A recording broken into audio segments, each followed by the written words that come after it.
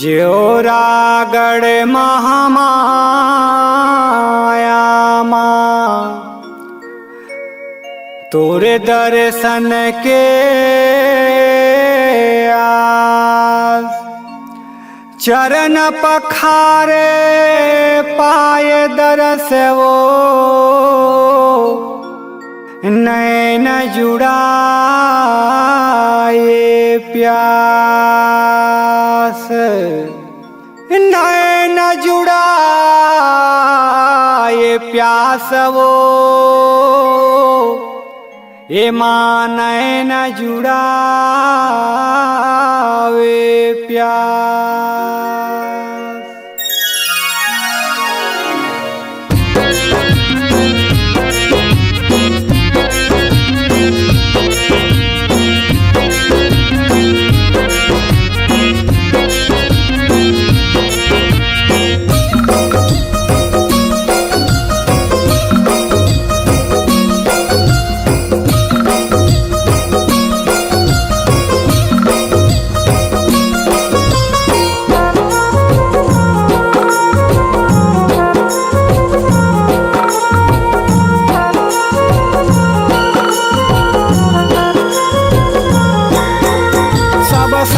भगत के सहारा वो मोर ज्योरागढ़ महामाया दय हृदय मन में बसाए वो मोर ज्योरागढ़ महामाया।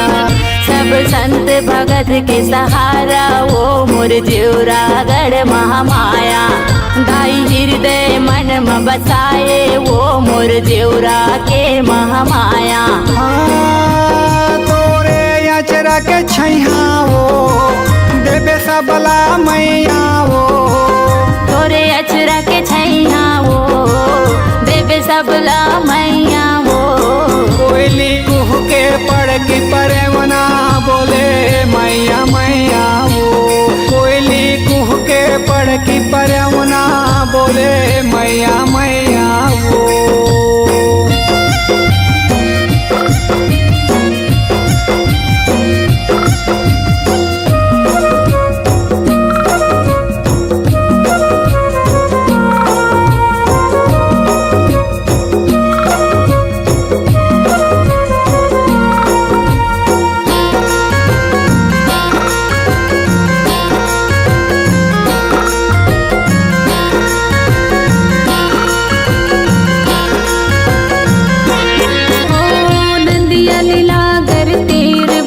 तुर डेरा ज्योरागढ़ है वो तेरा ज्योरागढ़ है। दुरिहा दुरिहा ले आखे दाई भक्त के भीड़ या बढ़े वो भक्त के भीड़ या बढ़े।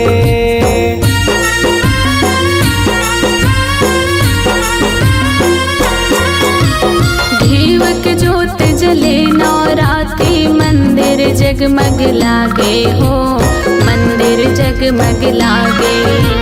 ज्योरा के महामाया मोर माता तोर जगह मोला भाथे वो तोर जगह मोला भाथे। मैया ओ मैया ओ मैया ओ दाई चरण पखारा पैया कोयली कुह के पड़की परवना वो बोले मैया मैया। कोयली कुह के पड़की परवना बोले मैया मैया वो कोयली कुह के पड़की परवना बोले मैया मैया वो।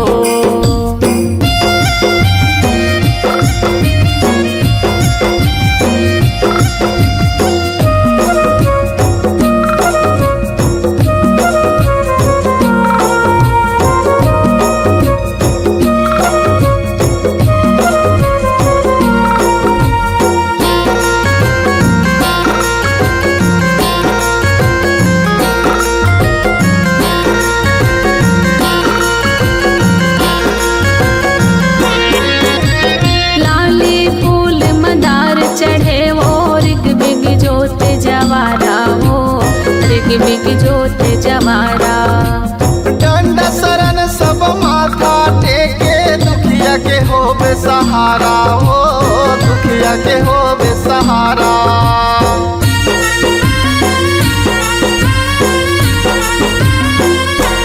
हे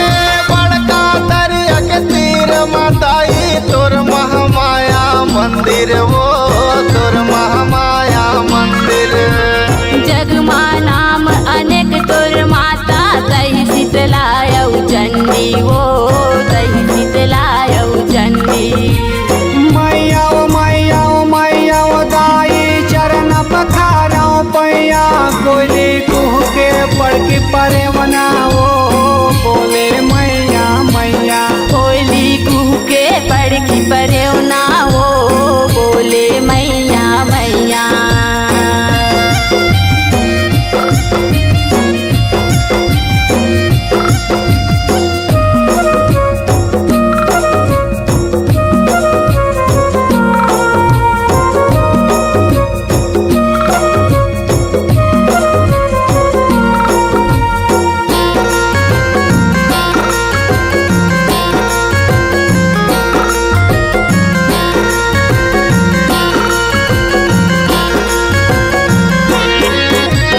छत्तीसगढ़ के पावन भुइया जेवरा मदाई विराजे वो जेवरा मदाई विराजे।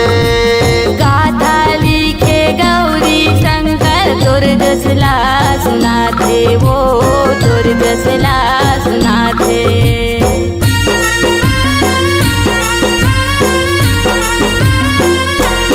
ये बालक बरुआ कछु नहीं जानो तोर महिमा तोर गाथा हो तोर महिमा तोर गाथा। जस गाथा तोर गाथे रीना चरण मटे के माथा वो चरण मटे के माथा।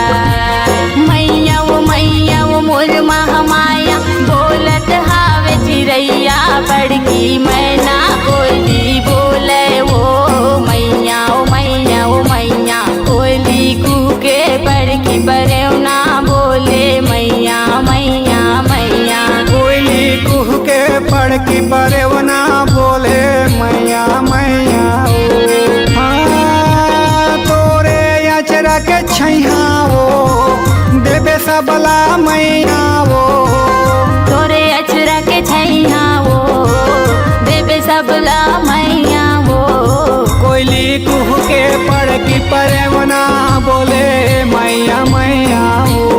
कोयली कुह के पड़ की परवना बोले मैया मैया हो। कोयली कुह के पड़ की परवना बोले मैया मैया हो। कोयली कुह के पड़ की परवना बोले मैया मैया हो। कोयली कुह के पड़ की परवना